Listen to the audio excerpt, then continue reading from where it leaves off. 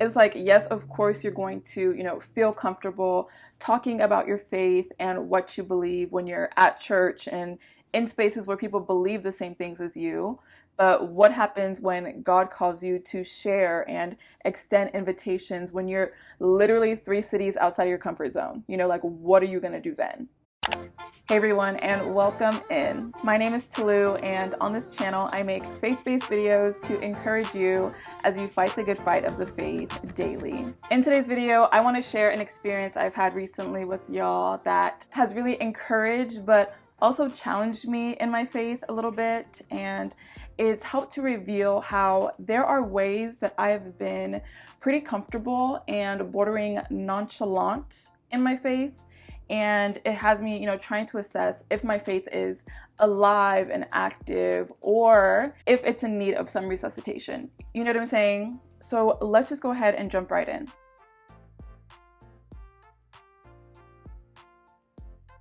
I attended a church, and y'all, when I tell you, from the first time I went there, I just felt like something was reignited in me, for real. One of the biggest things I noticed is their willingness and readiness to invite people to come and see, to come and learn about Jesus and hear about the incredible love that he has for people. The guy that gave the message the second Sunday I was there, we'll call his name John.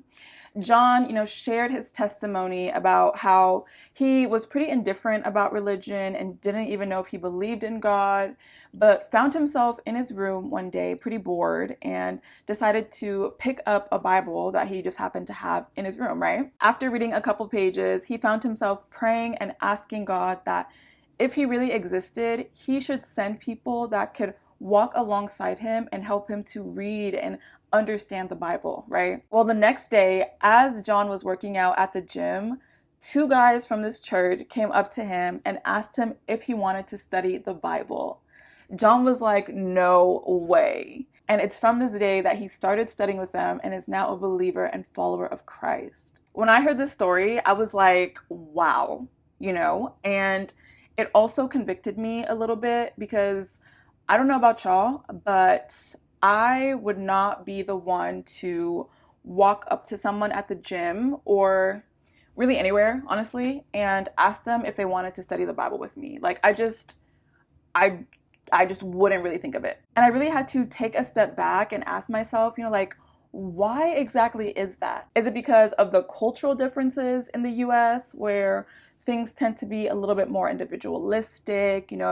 People try to be about their own business, and you don't just go up to strangers, especially to talk to them about things like religion, because you don't want to offend them or, make it seem like you're, forcing your beliefs down their throat. And I was like, why is it? The more I thought about it, I realized that there definitely is some fear of rejection in there, but also not wanting to come across as a weirdo, which sounds bad, I know. But I'm just being completely honest. I've really been praying and asking God to help me in this area because I don't want to be someone that is ever embarrassed or ashamed of my faith in Jesus, Jesus says in Luke chapter 9, verse 26, that whoever is ashamed of him and his words, he'll also be ashamed of when he comes in his glory. And I don't know about y'all, but I do not want that to be my story, okay? And there really is nothing to be ashamed about anyway, like deciding to become a believer and follower of Jesus has been the best decision of my life. And so why wouldn't I want to share that with as many people as I can? I think about the different stories throughout the New Testament, of various people interacting with Jesus, and I realized that never did someone have an encounter with Jesus and keep it to themselves, even when he told them to. I'm reminded of an encounter found in John chapter 4 between Jesus and a woman at the well. After Jesus talks to her for a little while and tells her all about her life, even though, this is the first time she's ever met him, she ends up dropping the water she just drew up from the well and runs into the town. This is what it says in verse 28. It says, "So the woman left her water jar and went away into town and said to the people, 'Come, see a man who told me all that I ever did. Can this be the Christ?'" It's like she couldn't even keep it to herself. She had to invite other people to come and see.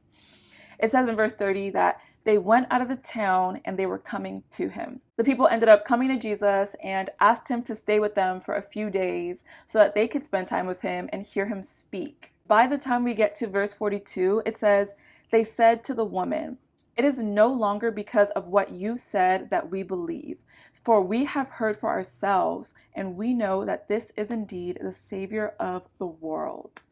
Wow, right? We truly never know how an invitation for someone to come and see, what Jesus is doing in our lives and hear what he said through his word can lead to them developing their own personal relationship with Jesus, And isn't that the whole goal, right? My prayer for all of us is that God would not only increase in us a boldness to share about him and invite people to come and see, but also that he would open our eyes to the divine opportunities, for us to be answers to people's prayers, just like those two guys were to John at the gym. I really hope this video encouraged you and maybe reignited something in you, to want to step out of your comfort zone and extend an invitation to someone in your life. It will most likely 100% be uncomfortable to do, but they just might accept your invitation, and that has the potential to change their lives forever. Let me know in the comments down below if you have any stories of how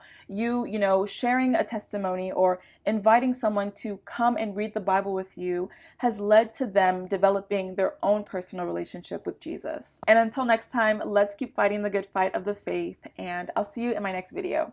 Bye.